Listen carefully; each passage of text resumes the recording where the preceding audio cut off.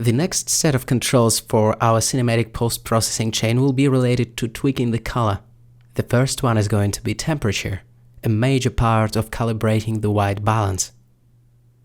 Based on the temperature slider, the overall color of lighting can be made warmer or cooler, so let's start with adding the mix node, choosing multiply as the blend mode, and then we simply balance the overall temperature of lighting by moving it over to the orange or the blue parts of the color wheel.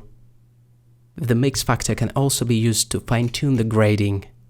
The change to the color temperature is a sweeping change to all the color relationships in your lighting. It's this type of much needed extra control over your lighting scheme that just changes the overall relationship between colors in your lighting and allows you to push it towards warmer or cooler tones.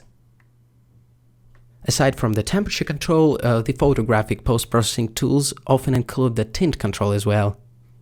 The tint slider usually goes from green to magenta to cover that portion of the color gamut, so the mix node is invited to stage once again.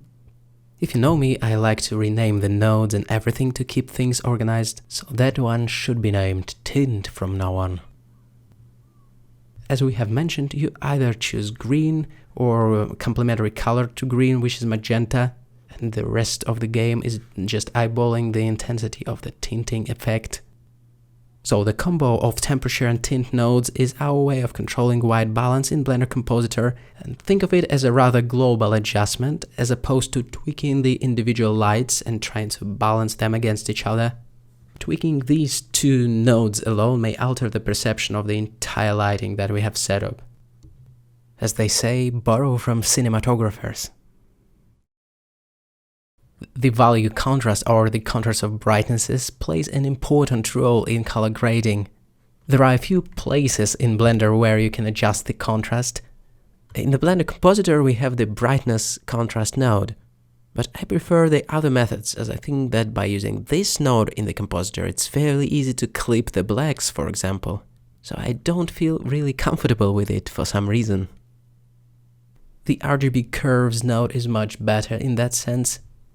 A common way to ramp up the value contrast there is to draw the so-called S-shaped curve, and then you can play with the position of these points to pivot the contrast. Again, M mutes and unmutes the node and can be used to compare before and after. So that is yet another way of controlling the contrast. We also have the color management tab where such things can be controlled, so let's have a look at it.